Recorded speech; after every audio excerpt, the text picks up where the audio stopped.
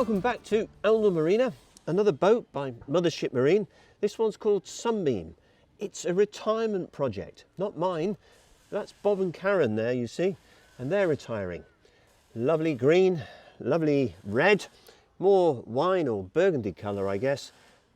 More of a traditional boat, this one, and you'll see that inside. But let's go and have a look at the front end first. We're at the front end. The bow, not the bow, the bow. Don't ask me why. 5G aerial here. Two little aerials in here. This one's from Wi-Fi on board. And this lovely old antique light. Inside, there's a very modern LED light. So lots of light going on there. And you can take it off if you want to. It's all on this lovely post. Down there is a fiberglass hatch. Down here is a fiberglass hatch too. And there is another one just here as well.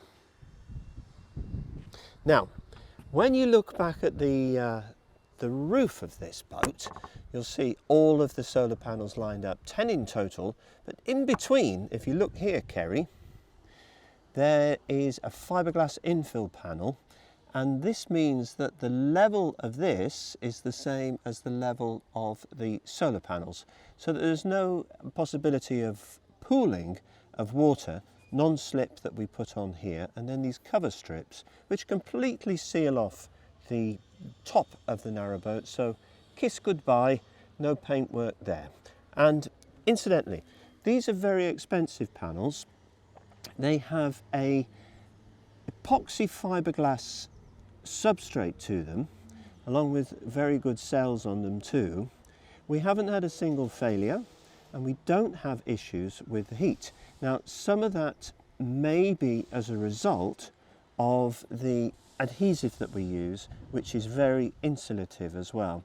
So from the steel, you've got about 2-3 millimeters of adhesive, and then you've got the epoxy on there too, before you get to the solar panels on top. Total capacity here, 1,800 watts. Let's go down there. This is a lovely cockpit. It's nice and big, huge, very sociable. I can sit here, somebody else can sit there, somebody else over there, somebody else over there. Room enough to sunbathe on the floor if you so want, but I doubt that will ever happen. Anyway, it's very lovely. Here is the steering position, or up here really, that's really where you'll be going from. When we do our motors, we always put them on a big plate here, and this is the lovely throttle that we have with the key switch here. On this model we have a display, a local display, which gives you RPM, temperature and the power that you're using. And then also here is the bilge pump, the water pump for the electric motor, the tunnel light and the horn as well. Quite a good horn, that one. That was a jump cut. Here I am in the engine room, sitting on the generator, Kohler generator. And Kerry, if you'd like to pass me the camera, I'll show everybody around. So, turning around this way, down here we have the, I keep on saying lovely, but it is lovely. It's the Mothership motor, 15 kilowatt tidal. See the stern tube down there, and see the coupling, painted coupling. You can just see it there.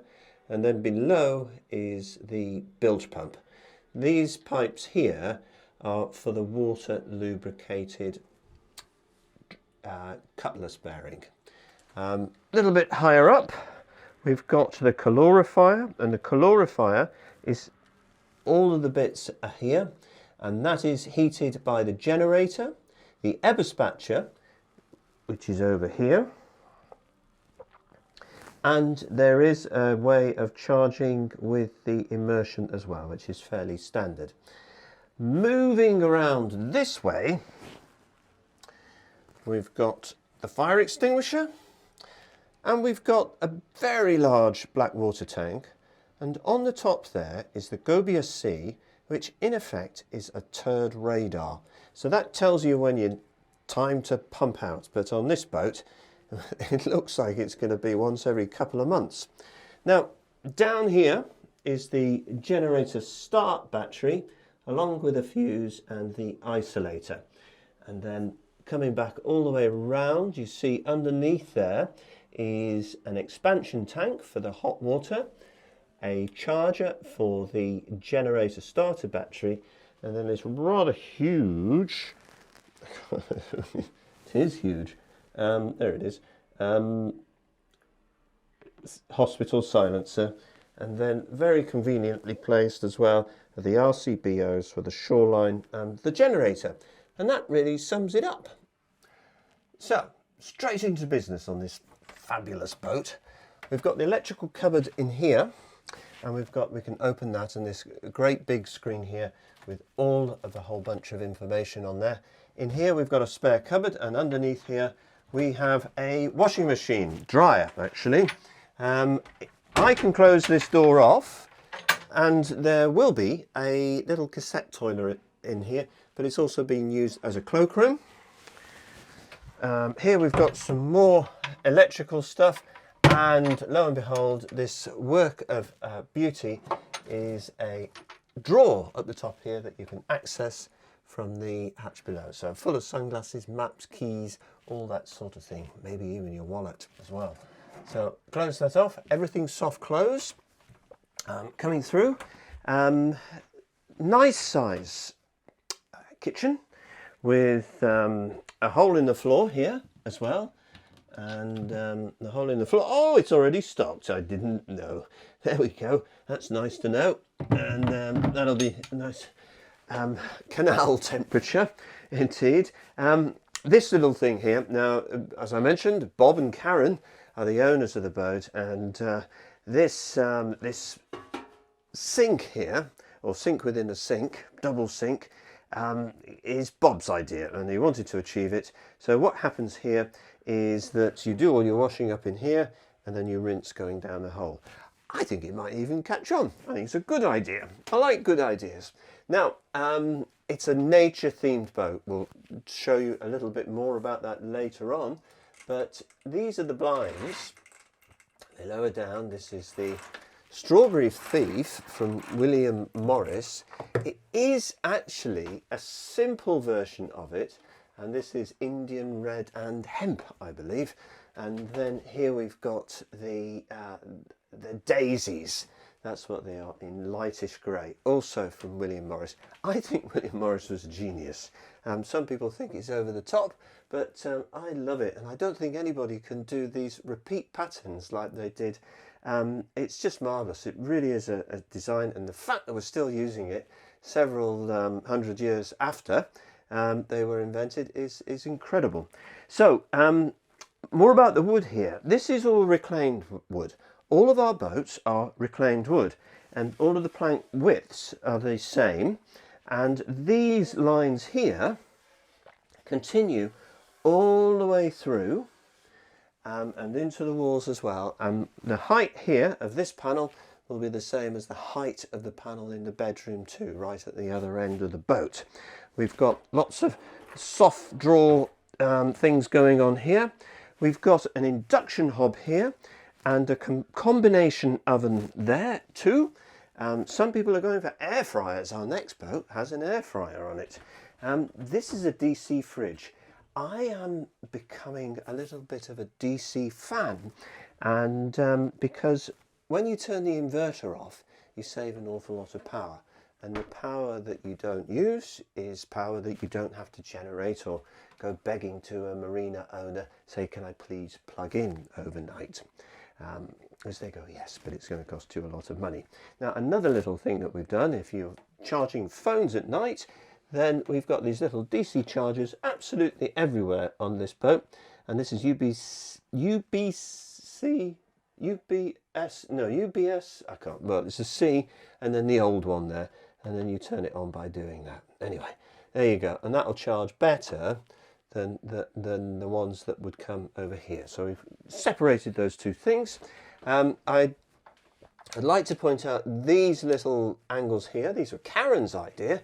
Sink was Bob's.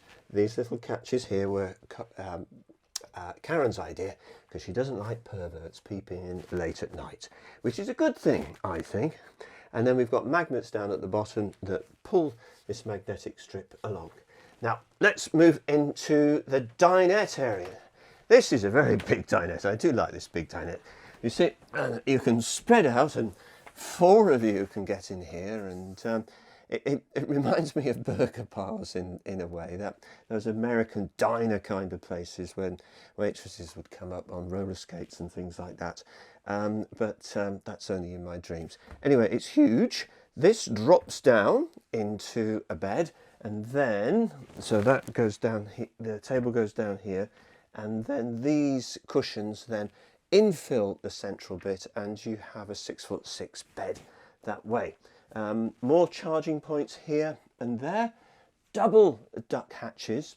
Now, just continuing the nature theme, we've got all of this stuff on the back here. This is Brer rabbits. We've got rabbits everywhere. When they start appearing rabbits, you know, they breed a lot. And then what I'm sitting on here, this is harder weave fabric, which is Bellflower by William Morris, and Karen likes red too, which is apparent in a choice of materials, but I commend them. They're lovely. Huge amounts of storage underneath here as well. Raw steel radiators, which are great, and it's the Eberspacher that heats those up. Now, just before you go to, well, why not go there, Kerry? That is a squirrel, so another bit of nature there. They're great stoves made by Morso, and they're DEFRA compliant, and they really do a great job. Here we've got a screen, and it's linked to an Alexa, which I'm sitting on really, and the noise comes out here. So with a Fire Stick, an Amazon Fire Stick, you can watch anything there. So that's all good. I'm going to go double duck hatches. There we go. I think that's everything. And there's lots of hooks as well. Just coming back to this little area, which is a nice little nook. Kerry, can you come over here? She's so quick, you know. Is this little bookcase here, which is great for keeping all your Nicholson's guides and a box of tissue, and it's a great place to store a clog as well. Right, okay, into the bathroom. Good sized bathroom. If you can do that in a narrowboat bathroom, it's a good thing. Corner sinks. Now, corner sinks are great, but they are rather small. So we've extended the corner sink by building a little bit of fiberglass around here. So it pushes it out so you can get your face in there, and also you can swivel this so that you don't bang your head on it if you're washing your face as well. Lovely little towel rail here. We make these, and we make them at such a height that you can hang a towel and they'll be over the radiator, plus added little tabs on here. They look like plectrums really, that you can hang all sorts of things on. Lots of storage in the cupboard there. And then we've got a flushing toilet and a toilet roll holder to match. I'm going to turn on the lights here and we look at the shower. So the shower here, we make it's fiberglass sheeting in a Rowcoat 9010, I think, or 9001. I can never remember. I'm totally confused between those two. And then the big shower there as well, and we also make the shower bases as well, which are a non-standard size, but there again, nothing is non-standard. Now, if you step back a little bit, Kerry, we've got a pocket door here, or a sliding door, and that holds into position there. And on this side, we've got a swinging door, which also closes this cupboard, which is a vanity cupboard as well. Just one little thing here is that the glass here is 10mm glass, so it feels lovely and substantial. We've got the drawbridge beds. I sleep on a drawbridge bed every night. I'm up here at the workshop. We've got the marigolds going on here, and underneath here is the storage, and underneath there too, these electric rams that that fold down as well, and these are really very solid. We have a hatch here, which I mentioned before is a fiberglass hatch and opens up to the wonderful outdoors. Now, if you want to climb up there, then all you need to do is lift that into position, and our carpenter Colin put all of that together, and it's done a nice job of it. See the water gauge here and low level ventilation there, and underneath there is also the 5G router that takes its signal from the aerial there. So just swapped places with Kerry. Cupboard here, nice cupboard, like this cupboard, hanging rail there, a deep hanging rail so that you can get your hangers in all of the way. 3 shelves down the bottom there to get all sorts of things in there. Also drawers underneath the bottom of the beds, and then in this cupboard, which is the vanity cupboard, turn the light on, there will be a mirror in here, and then 4 drawers going all the way down, and of course a drawer on the other side. So plenty of space there. Now Kerry's going to show you all the way down, and I'm not going to distract you. So into the bathroom. What's lovely is that from every room in the boat you can see through to the next room, and then that gives you an enormous feeling of space. You get the feeling of quality with the large planks of pine. They came from a building in Cheltenham. They used to be rafters, but they were cut down the middle, and now they're bits of narrowboat. And what we're going to do now is actually turn on the electric motor so that you can see just the power this boat has to offer. So I'll see you on the deck. I'm on the back of Sunbeam now, ready to do a little motor test. I've checked the mooring lines. This is a 48-volt motor. I've turned the motor isolator on. I'm going to turn the key switch on and wait for a noise. I heard a little click, and that means the contactor is in. So what happens is that when you turn the key switch on, an electrical signal goes all the way around the controller, testing everything very fast, and if it's okay, it pulls in the contactor and allows a lot of current to come through. 15 kilowatts, or about 300 amps in total on this boat. So I'm just lifting the trip here and going forwards. That's about 200 RPM. This is a 20-inch propeller, so that's the diameter, with a 14-inch prop. I'm just letting the mooring lines take up the slack, and let's see what happens now when I increase. So I think you'll agree that the motor is itself very quiet, but we can start to hear a little bit more water noise as we increase. That's 300 RPM. So we're giving it a little push there now.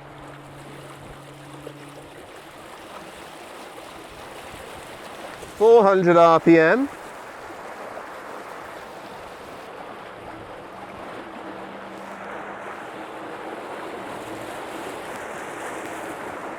Do you see any water there, Kerry? That's 500 RPM.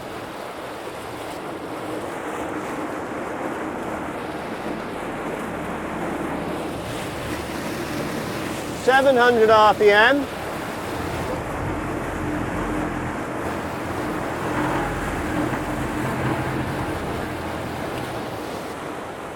And we probably got about 900 there, but it wasn't doing the water bank any good.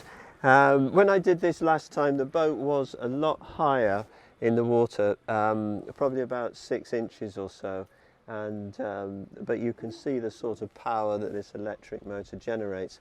And the important thing to remember is that power is very, very efficient because of that 20-inch propeller. It really does suit this kind of boat that's very heavy and tends to be rather slow moving. So thank you very much for watching. This is Sunbeam, this is Tim Knox, this is over and out. Thank you.